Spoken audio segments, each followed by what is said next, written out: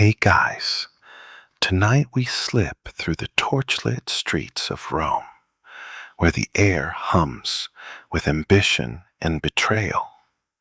Picture yourself weaving past toga-clad senators, their whispers sharp as daggers, while the Tiber River glints under a swollen moon. It's 44 BC, and Julius Caesar's shadow looms large. Conqueror, reformer, and a man who's just begging fate to take a swing. You're about to walk beside him through a city where loyalty's thinner than a denarius coin. Spoiler, you probably won't survive this unscathed, because Rome doesn't play nice. So, before you get comfortable, take a moment to like the video and subscribe, but only if you genuinely enjoy what I do here. Drop a comment with your city and local time. I'm curious where you're drifting off tonight. Now, dim the lights, maybe turn on a fan for that soft background hum, and let's ease into tonight's journey together. You stand in Rome's heart, the Forum, where marble columns gleam and the stench of sweat and olive oil lingers. Crowds jostle, hawkers shout about fresh figs, and somewhere a goat bleats like it knows what's coming. Julius Caesar strides past, his purple-edged toga screaming power. He's 55, weathered but magnetic, with sharp eyes that miss nothing, except, maybe, the knife aimed at his back.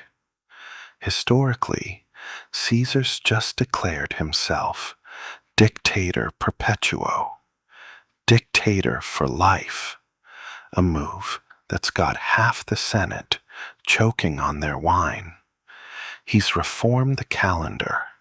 Yep, the Julian calendar's his baby, making months line up with seasons, but it's his grip on power that's the real talk of the town.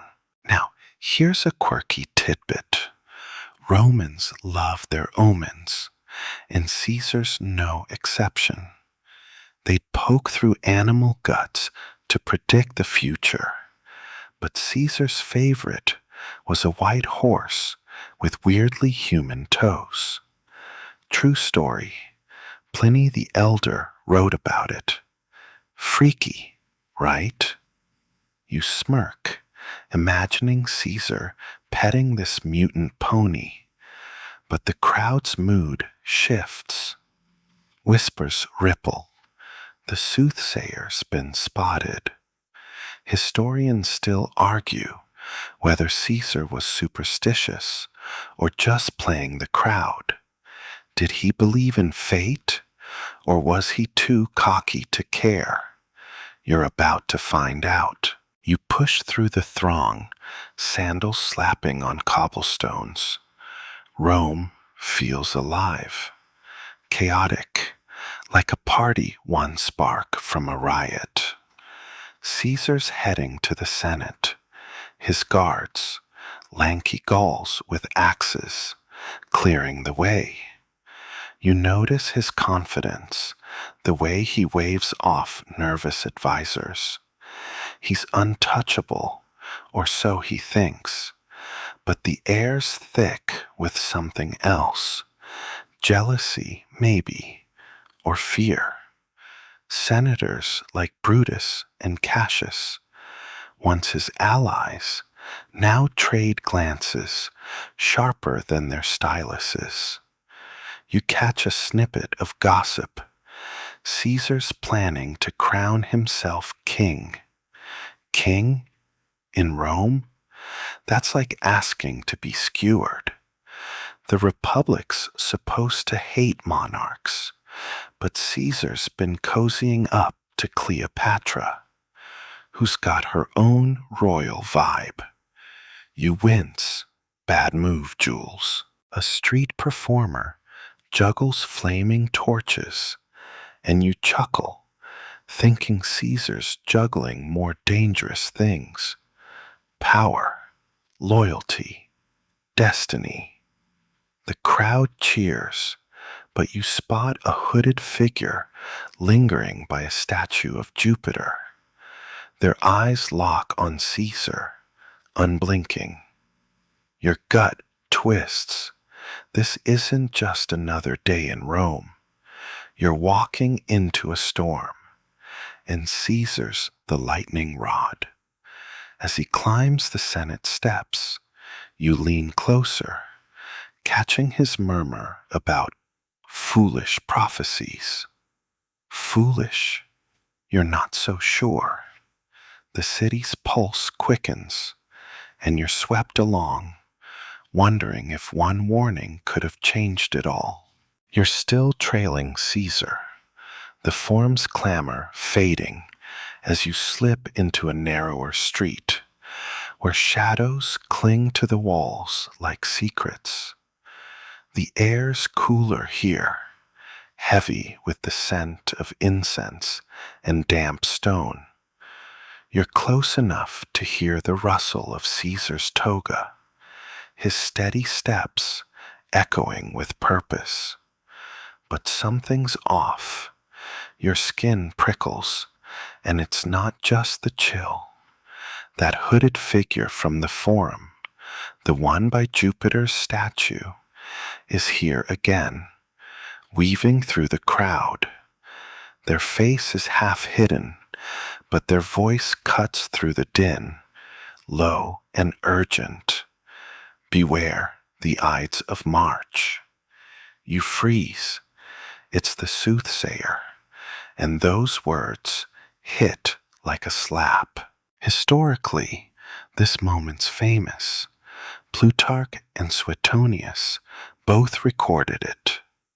Caesar, dictator for life, was warned by a seer named Spurinna on February 15th, 44 BC, a month before the Ides. The Ides, by the way, just means the 15th in March's calendar, a day for settling debts, not dodging knives. Yet Spurinna's prophecy wasn't vague fortune cookie nonsense. It was specific, chilling, and aimed straight at Caesar's heart. You watch him pause, his head tilting as if he's weighing the words. Then he laughs, a sharp bark that makes you flinch. The Ides haven't come yet, he says, waving the Soothsayer off like a pesky fly. You want to grab his arm, whisper, "Dude, maybe listen?" But he's already moving. Here's a quirky tidbit. Roman soothsayers weren't just creepy old folks muttering gibberish. They were pros, trained in haruspicy, reading omens from animal livers. Spurinna was elite, a go-to for Rome's bigwigs. Apparently, he once predicted a storm by spotting a wonky sheep spleen. Wild, right? You smirk, picturing him squinting at guts like it's a weather app, but his warning to Caesar wasn't a guess. Historians still argue whether Spurinna knew something concrete, maybe whispers of a plot, or if it was divine intuition. Either way, you're creeped out.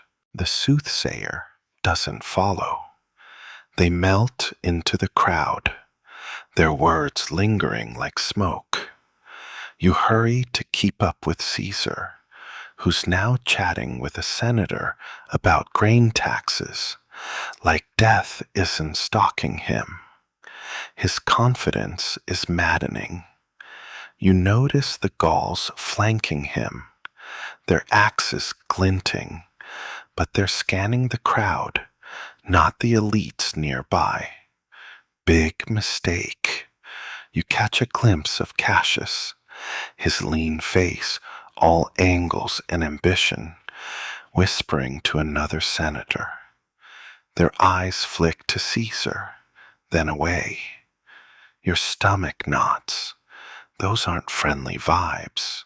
You pass a stall selling amulets, and a vendor hawks one shaped like a tiny gladius. Protects against bad omens, he yells. You roll your eyes. Caesar could use a truckload of those. The irony's thick. Rome's obsessed with signs, yet they're top dogs ignoring the loudest one. You wonder if it's arrogance or denial.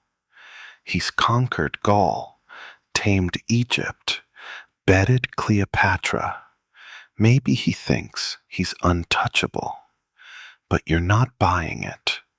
The street narrows, and a stray cat darts past, black as midnight. You chuckle. Another bad omen? Rome's got more red flags than a chariot race. As Caesar rounds a corner, you spot graffiti scrawled on a wall. No kings in Rome. It's fresh, the paint still wet. The crowd's murmurs grow sharper. Senators, merchants, even slaves are buzzing about Caesar's power grab. You feel the city's pulse quicken, like it's holding its breath. The soothsayer's warning wasn't just words. It was a crack in Caesar's armor, and you're starting to see the fractures. He keeps walking, oblivious, but you can't shake the feeling that Rome's about to explode. You're still shadowing Caesar, his purple toga a beacon in Rome's bustling streets. The soothsayer's warning, beware the Ides of March, still buzzes in your ears, but Caesar's brushing it off like lint. You watch him stride past a temple where priests burn offerings, the smoke curling like a warning he ignores. His laugh echoes, bold and careless, as he jests with a young aide about omens being old men's fancies. You wince. Dude, fate's practically screaming at you. The crowd parts for him, but their cheers feel forced, like they're humoring a man already half a ghost. Historically, Caesar's dismissal wasn't just bravado. Suetonius notes, he scoffed at Spurinna's prophecy publicly, calling it vague nonsense to keep the masses calm. He'd faced death before, Gallic spears, pirate kidnappings, and always came out on top. Why fret now? But you see what he doesn't. The Senate's elite, men he calls friends, are souring. His dictator perpetuo title, slapped on in February 44 BC, is a slap to their republican pride. You catch a senator's sneer, quickly hidden. Caesar's not just ignoring the soothsayer, he's ignoring Rome's underbelly. Here's a quirky tidbit. Caesar once threw a fit when a sacrificial bull's heart was missing. Bad juju in Roman rituals. Priests swore it was a natural fluke, but gossips claimed it was stolen to spook him. You grin. imagining Caesar yelling at a sheepish priest, but it's another omen he laughed off. Historians still argue whether his skepticism was genuine or a front. Did he secretly fear the gods, or was he too proud to bend? You're leaning toward pride. The street widens into a plaza where a statue of Caesar looms, freshly carved. Someone scrawled king across its base, and you chuckle. Romans hate that word, but Caesar's not exactly dodging the crown.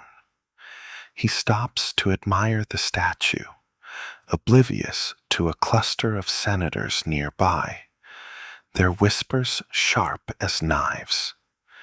You spot Brutus, his face unreadable, scribbling on a wax tablet. Your gut twists. He's no fan of kings either. The air's thick with tension, like a storm about to break. You pass a baker tossing flatbreads, the yeasty scent mingling with dust. Caesar's doomed, a drunk yells, and you smirk. Even the riffraff sense it, but Caesar's chatting about aqueducts, as if plots don't swirl around him. His Gaulish guards scan the crowd, but they're clueless about the real threat. Togas, not swords. You notice a woman slip a note to a senator, her eyes darting. A love letter? A conspiracy? You're betting the latter. A juggler tosses apples, and you laugh, thinking Caesar's juggling worse. Power, fate, loyalty. He's winning, barely. The plaza's alive with hawkers, but you catch another graffito. Liberty or death? Oof! Rome's a tinderbox, and Caesar's the spark. You wonder why he can't see it. Is it hubris, or does he think he's outsmarted destiny? The soothsayer's gone, but their words haunt you, and Caesar's dismissal feels like a dare to the gods. He moves on toward the Senate, and you follow, heart pounding, knowing he's walking into a trap he's too stubborn to see. You're still tailing Caesar, the Roman sun beating down as you weave through a crowded market. His toga's purple hem flicks like a taunt, and you're close enough to smell his cedarwood perfume, masking the city's grit. The soothsayer's warning and his cocky dismissal linger in your mind, but now you feel Rome itself turning against him. The market buzzes, vendors hawk wine, fish, and cheap bronze rings, but beneath the noise there's a current of unease. You catch snippets of talk. Caesar's too big. He'll crush the Republic. The air's heavy, like the moment before a chariot crash. Historically, Caesar's power grab was a lightning rod. By March 44 BC, he'd stacked the Senate with loyalists and paraded Cleopatra through Rome, her Egyptian flair rubbing patricians raw. His reforms, land for veterans, debt relief, won the masses but alienated the elite. You see it in the faces of senators trailing him, their smiles tight as bowstrings. They're old money, and Caesar's new order threatens their grip. The Republic's supposed to be a team sport, but he's playing solo. Here's a quirky tidbit. Romans believed eating cabbage before a feast prevented drunkenness. Senators would munch it to stay sharp at banquets, plotting over their greens. You smirk, picturing them crunching away, scheming Caesar's downfall. Historians still argue whether the Senate's resentment was pure ideology, saving the Republic, or just jealousy. Did they hate his crown or his charisma? You're betting both. You pass a stall selling clay lamps, their flickering wicks like tiny warnings. A senator, Cassius, lingers nearby, his eyes darting to Brutus across the square. They don't speak, but their glances scream conspiracy. You shiver. Caesar's blind to this. He's joking with a merchant about overpriced figs, oblivious to the knives sharpening around him. The crowd cheers his name, but you spot a graffiti scrawl. No crowns. It's bold, fresh, and nobody's wiping it off. A juggler drops a ball, and you chuckle. Caesar's dropping bigger ones. His Gaulish guards loom, but they're watching for street thugs, not toga-clad traitors. You notice a woman in a shawl slip a wax tablet to Cassius. He tucks it away, face blank. Your pulse quickens. That's no grocery list. The market's chaos hides these moves, but you're seeing the threads of a plot tighten. Caesar moves on toward a temple, and you follow, dodging a cart of squawking chickens. The tension's palpable now. A priest scatters barley before an altar, muttering prayers, and you wonder if he senses doom too. Caesar tosses a coin into the offering bowl, all charm, but you catch Brutus staring, his hand flexing like he's gripping an invisible dagger.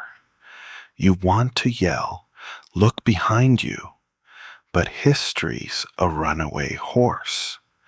The city's pulse is a drumbeat, and every step Caesar takes feels like a countdown.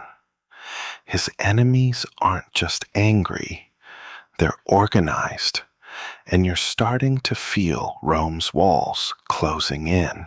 You're still dogging Caesar's steps, the market's din fading as you enter a quieter street, where laurel trees cast dappled shadows. His toga sways, a purple flag of defiance, but the air's turned sour, like milk left too long. Rome's pulse feels jagged now, each cobblestone step closer to the Ides of March. Tomorrow, you realize with a jolt, the soothsayer's warning, Caesar's scoff, the senator's glares, they're all stacking up, and you're caught in the middle, watching a tragedy spool out like a bad play. Historically, the Ides of March was no random date. It was a religious and civic marker, tied to the full moon and debt settlements. But in 44 BC, it became infamous. Plutarch says omens piled up, a sacrificial bird with no heart, storms rattling Rome's roofs. You glance at the sky, clear now, but clouds are creeping in, gray as a senator's mood. Caesar's enemies aren't just whispering, they're ready to act, and the city feels like it's holding its breath, waiting for the blade to fall. Here's a quirky tidbit. Romans thought owls hooting in daylight meant disaster. One supposedly perched on the Senate roof days before the Ides, freaking everyone out, except Caesar, who called it just a bird. You snort, picturing him shooing it like a pigeon, but the locals aren't laughing. Historians still argue whether these omens were real or propaganda cooked up later to make Caesar's death seem fated. You're not sure, but the street's eerie quiet feels like a sign. You pass a shrine to Mars, its altar smeared with fresh blood from a sacrifice. A priest's chanting low, and you catch Caesar's glance, amused, not spooked. He's planning a war in Parthia, you overhear, as if Rome's not trouble enough. But you're distracted by two figures in the distance, Cassius and Brutus, heads bent, voices hushed. They're not praying. You edge closer, heart thumping, and catch tomorrow and Senate. Your blood chills. They're not planning a potluck. A kid kicks a leather ball, and you smirk. Caesar's kicking fate, and it's about to kick back. His guards are nearby, but they're yawning, useless against the real threat. Friends turned foes. You spot another senator, Decimus, joining the huddle. His smile's too sharp, like a wolf playing nice. The street's still, but you feel the conspiracy's gears grinding.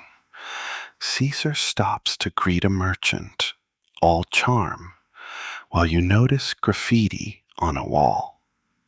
Death to tyrants. It's bold, and nobody's erasing it. You want to shake him, scream, "The Ides are tomorrow." But he's joking about Parthian horses, oblivious. The city's a powder keg, and every glance between senators lights a spark. A stray dog howls, and you flinch. Another omen? Rome's screaming warnings, but Caesar's deaf to them, striding toward a Senate meeting like it's just another day.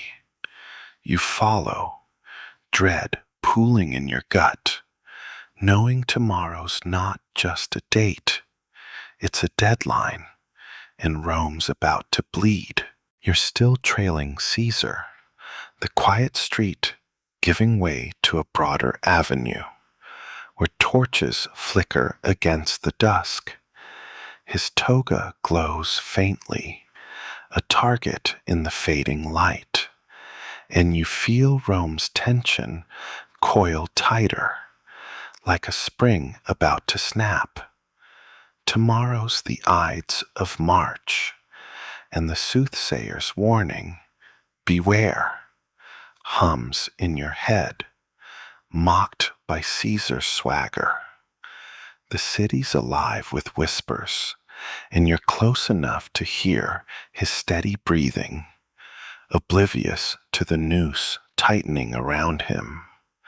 Every shadow seems to hide a traitor. Historically, the conspiracy against Caesar was a masterclass in secrecy. By March 44 BC, over 60 senators, led by Brutus, Cassius, and Decimus, had sworn to kill him, meeting in private homes under cover of night. They called themselves liberators, claiming to save the Republic from his kingly ambitions. You glance at the senators trailing him now. their faces bland, but eyes sharp. They're not just grumpy elites, they're a cabal, and their plans almost ready to strike. Here's a quirky tidbit. Romans used passwords for secret plots, and the conspirators was supposedly Liberty. You grin, imagining Cassius muttering it like a bad spy, but it kept their meetings tight. Historians still argue whether Brutus was the plot's heart or a reluctant recruit. Did he betray Caesar out of principle or personal grudge? You're not sure, but his presence feels heavy. You pass a tavern, its laughter spilling out, but you spot Cassius inside, whispering to a cloaked figure. Your pulse spikes. He's not here for the wine. Caesar's ahead, joking with a guard about gladiator fights, blind to the plotting. You notice Brutus nearby, his hand brushing a hidden dagger beneath his toga. The move's subtle, but you catch it, and your stomach lurches. The conspiracy's not just talk anymore. It's sharpened steel. A street musician strums a lyre, and you chuckle. Caesar's playing a deadlier tune, and he doesn't know the notes.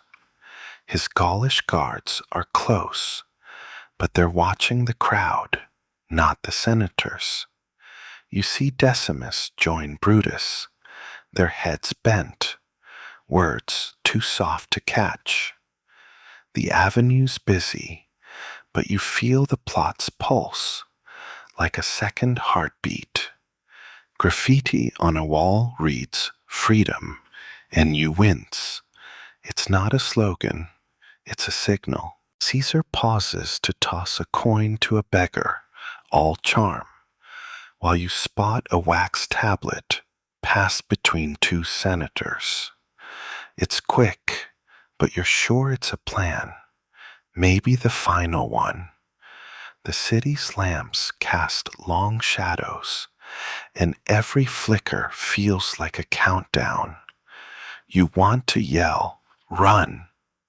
but he's striding toward his house, confident, while Rome's elite sharpen their knives.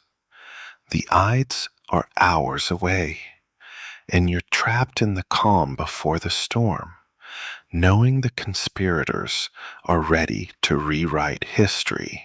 You're still shadowing Caesar, the torchlit avenue fading as you near his grand home, its marble steps gleaming under the stars. His toga's purple edge catches the light, a bold statement in a city ready to snap. It's the night before the Ides of March, and the soothsayer's warning feels like a weight in your chest, ignored by Caesar's easy stride. Rome's quiet now, but it's a false calm, like the hush before a lion pounces. You're close enough to hear his sandals slap the stone, unaware of the fate waiting at tomorrow's Senate. Historically, March 14th, 44 BC was Caesar's last night. Plutarch writes that his wife, Calpurnia, dreamt of his bloodied body, begging him to skip the Senate. You see her now, pale and anxious, greeting him at the door. Caesar laughs off her fears, calling dreams women's nonsense. His confidence is ironclad, but you spot cracks. His eyes linger on a shadow, maybe sensing the conspiracy's breath. The plot's set. Senators will strike at the Senate, where guards can't interfere. Here's a quirky tidbit. Romans believed eating leeks could ward off evil spirits. Calpurnia supposedly stuffed Caesar's dinner with them that night, hoping to protect him. You smirk, picturing him grimacing through a leek-heavy stew, but no veggies stopping this train. Historians still argue whether Caesar suspected the plot. Did he ignore Calpurnia's dream from hubris or fatalism? You're betting hubris. Inside, lamps cast a warm glow, but you feel the chill of betrayal. Caesar's dining with Decimus, a conspirator who's all smiles, toasting his health. You want to scream. Decimus is luring him to the Senate.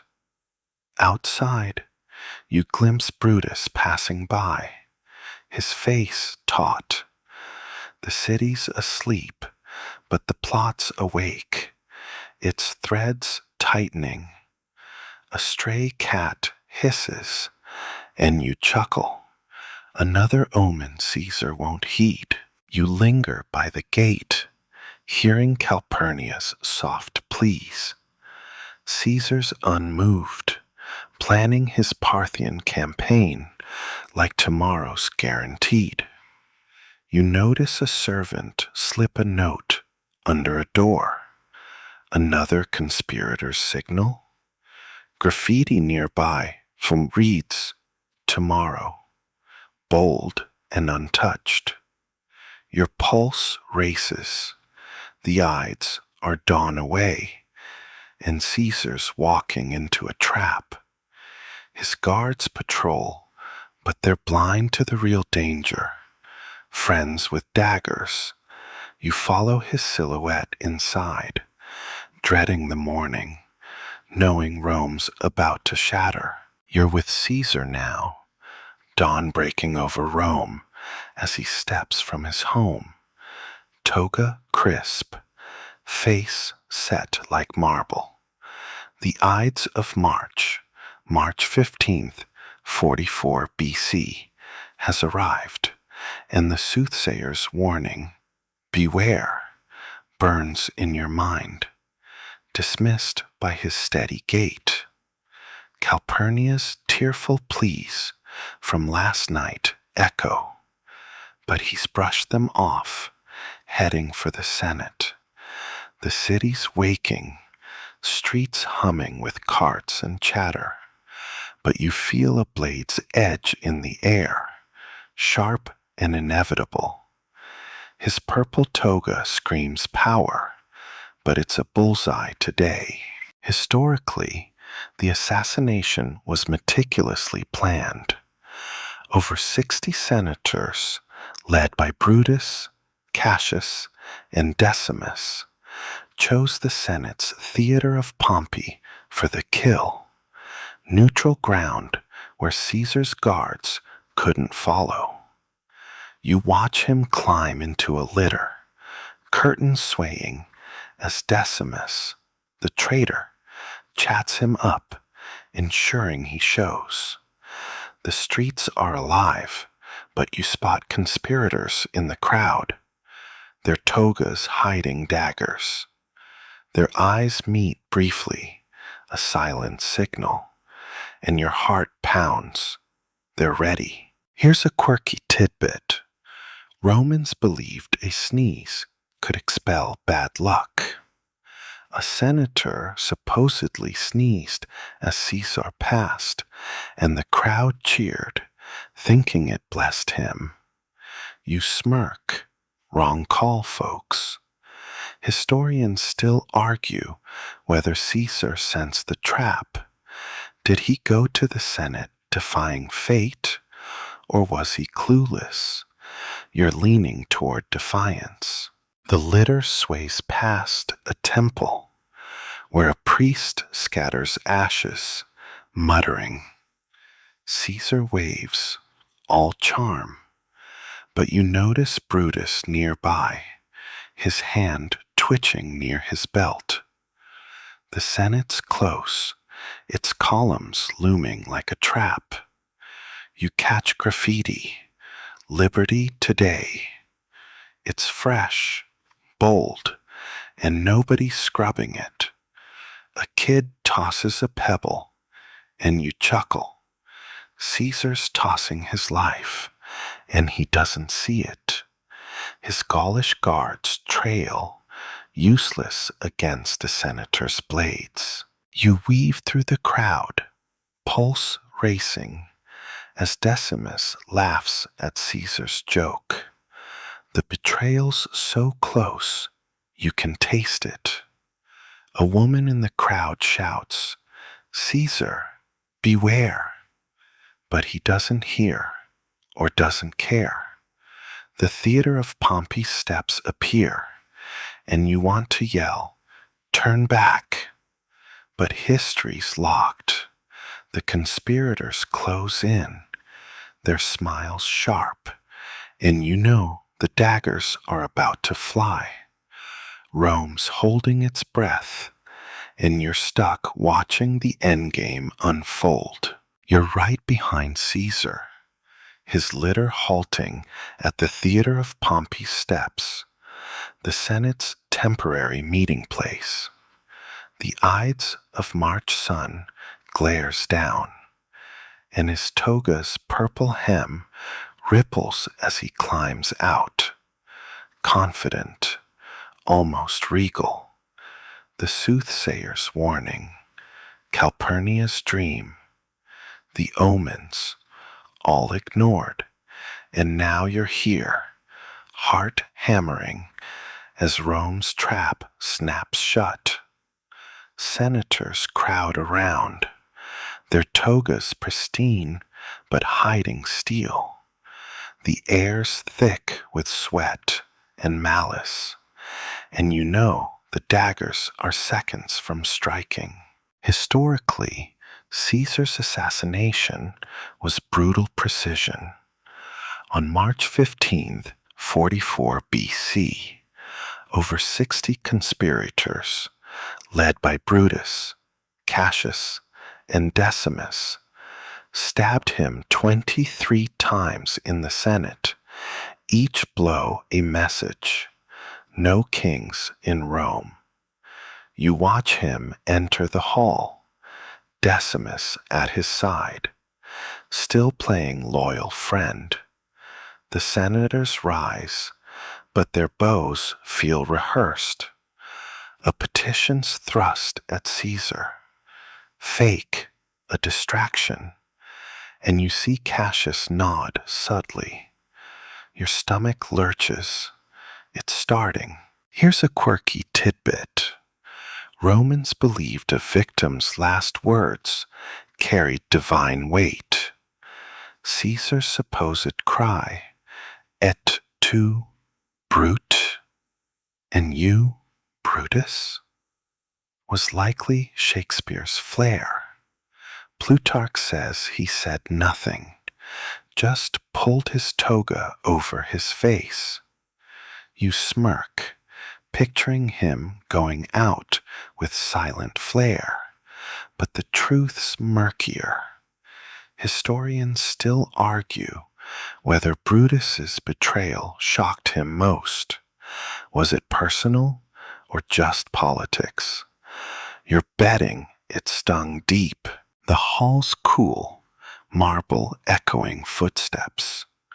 You slip in, unseen, as senators close in. Tullius Cimber grabs Caesar's toga, yanking it down. Signal 1. A blade flashes, Servilius Cascas, grazing Caesar's neck. He staggers, snarling, "Casca, you villain!" You flinch as more daggers plunge, a frenzy of white cloth and red sprays. Brutus strikes low, and Caesar's eyes lock on him, betrayed. You want to look away, but you're frozen, watching a giant fall. A mosaic of Mars glares from the wall, and you chuckle bitterly. War's God would love this mess. The conspirators step back, bloodied, panting, as Caesar collapses, his toga a crimson shroud. Screams erupt outside. The Senate's chaos spills into Rome. You hear liberty shouted, but it's drowned by panic. The conspirators flee, leaving you staring at Caesar's body. The Republic's hope and curse, now just a heap. The city's about to ignite, and you're caught in the aftershock. You stand in the Senate's blood-slicked hall, Caesar's body crumpled at the base of Pompey's statue, his toga soaked crimson. The Ides of March, March 15th, 44 BC, has just shattered Rome. The conspirators, Brutus, Cassius, Decimus, have fled, their cries of liberty fading into the city's rising panic. You hear screams outside, the clatter of sandals as Rome learns its dictator is dead. The soothsayer's warning, ignored, now feels like a curse fulfilled, and you're left in the chaos, watching a republic teeter. The air's heavy with iron and fear, and you know this is only the beginning. Historically, Caesar's death sparked a power vacuum that killed the Republic. His assassins hoped to restore senatorial rule, but instead they unleashed civil war. Mark Antony, Caesar's loyalist, and Octavian, his adopted heir, would soon clash with the conspirators, reshaping Rome into an empire. You see Antony now, bursting into the hall, his face twisting at the sight of Caesar's corpse. He's no saint, but his grief's real, and you sense the storm he's about to unleash. Here's a quirky tidbit. Romans believed a murdered man's spirit could haunt his killers. Gossip swore Brutus saw Caesar's ghost before his defeat at Philippi. You grin, imagining a spectral Caesar spooking his old friend, but it's a grim laugh. Historians still argue whether the assassination was justified. Did the conspirators save Rome's ideals, or just their own egos? You're leaning toward ego, but the mess they've made is undeniable. You step outside, where the forms a riot of shouts and shoving. A vendor's cart overturns, figs rolling like tiny omens. You chuckle. Caesar's world's been overturned too. Antony's rallying a crowd, his voice sharp, promising justice. The conspirators are hiding, but Rome's splitting. Some cheer freedom, others wail for Caesar. You spot graffiti, avenge him. The city's a fuse, lit and burning fast. You wander toward the Tiber, its waters glinting under a darkening sky. The soothsayer's warning echoes, a missed chance that changed everything. Caesar's choice to ignore it, arrogance or fate, haunts you.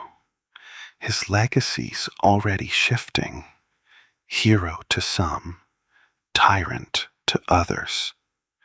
You pause by a statue, its base scrawled with king.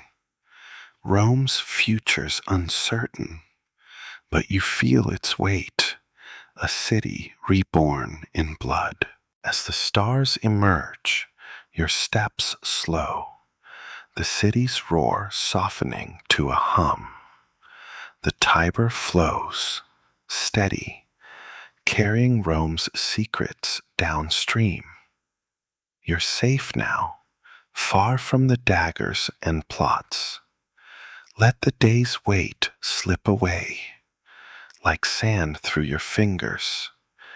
Picture the river's gentle lap, the cool night air brushing your skin. Caesar's gone, but you're here, drifting into calm. Close your eyes, let Rome fade, and rest in this quiet moment where history can't touch you. Sleep's calling, soft as a whisper, and you're ready to answer